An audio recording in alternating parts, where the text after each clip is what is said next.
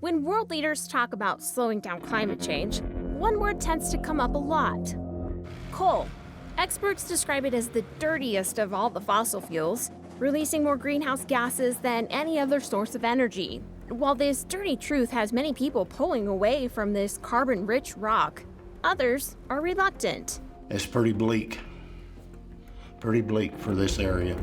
To fully understand that reluctance, let's step back in time and explore the history of Utah's coal country, a place rich with stories of innovation and change. Mining is a viable product. There's a lot of things that can be done with the coal. But it's not just about looking back. What is that next energy source? It's also about moving forward. That's where we have to look at. Embracing change. And start getting where it's clean, it's reliable, and it's sustainable. And the evolution of an industry that has been the backbone of this area for over a century. I'm PBS Utah's Rayanne Christensen. Find out how Utah is innovating energy production. This is Utah's Power Pivot. I like this site because as we talk about transition, here's an operation that was huge in this community in its day. Here in Carbon County, Utah, deserted coke ovens stand as a powerful symbol of this area's ability to overcome obstacles. The coal that came from the coal mine up the canyon here would come in, and they'd open the bottom of that train car, the coal would fall in here. And then the coal and all those impurities burned off and turned into coke. Coking is a process that refines coal into coke, a lighter and purer fuel highly sought after for steam engines in the late 19th century and later as a crucial ingredient in steel making. Mayor Mike even has a personal connection to this piece of history. My father worked here after the war, and he had a set of ovens that he would have to empty out. These ovens give us a glimpse into what was once a bustling industry. Built during World War II near the Horse Canyon mine, there were 800 coke ovens in this area. We transitioned from this process to the new technology.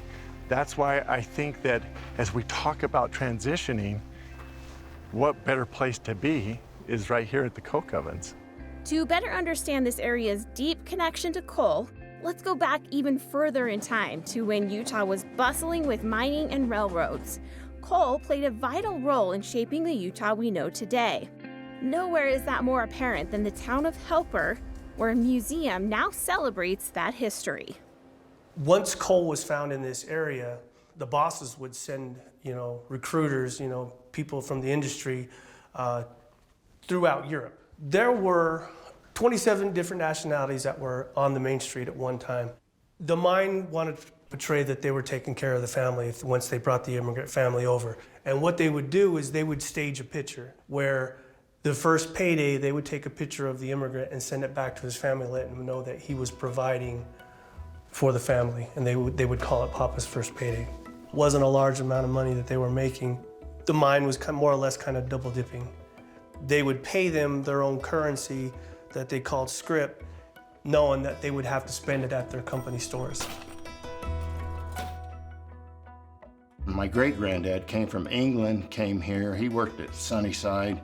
My granddad worked in Kenilworth. My dad worked up Spring Canyon. Between the four of us, we had almost 160 years. Dennis, a retired coal miner, shares his family's deep roots in mining. His ancestors were among the many who carved out a living in Utah's coal mines. However, this history is not without its darker side. Many mines employed young children, known as breaker boys. They would be responsible for picking out bad pieces of sediment or coal that was, on a conveyor belt.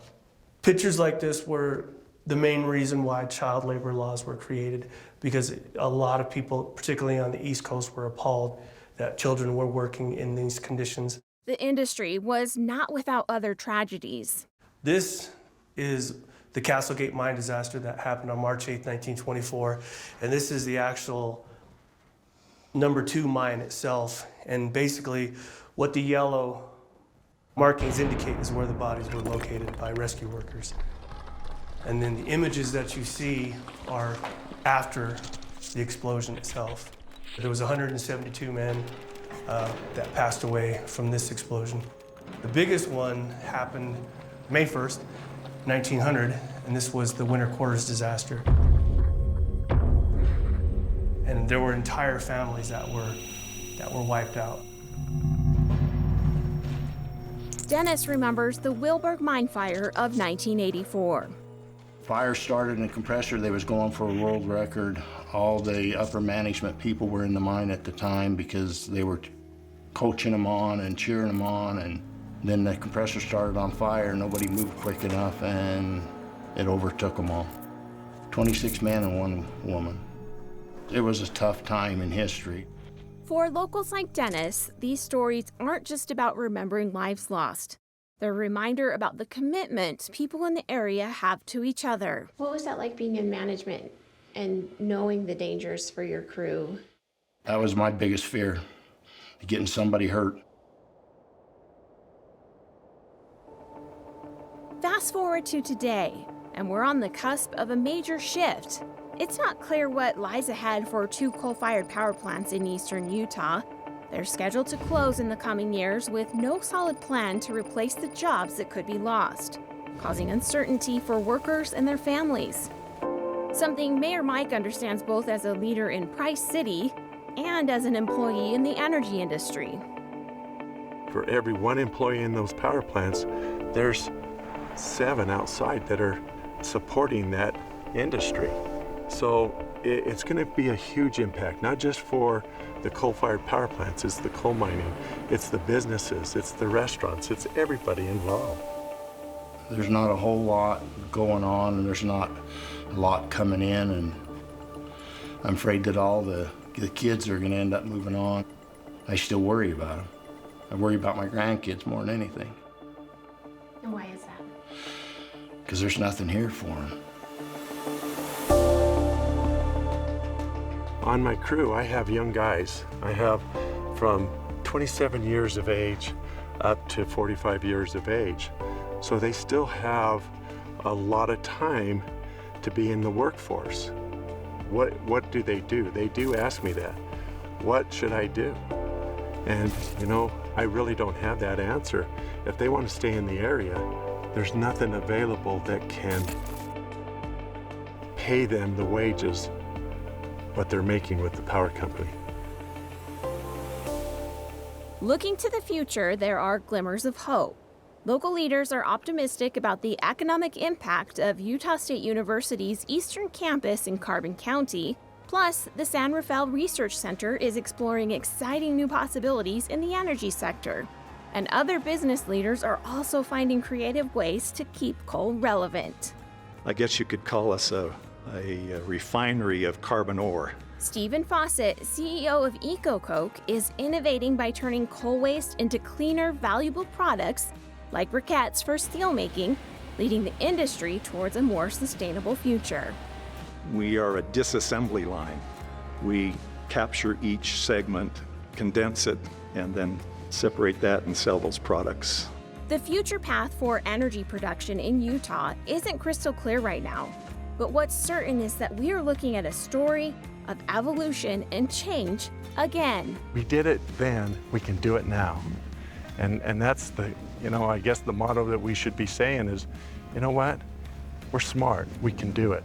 We just have to work a little harder to achieve it.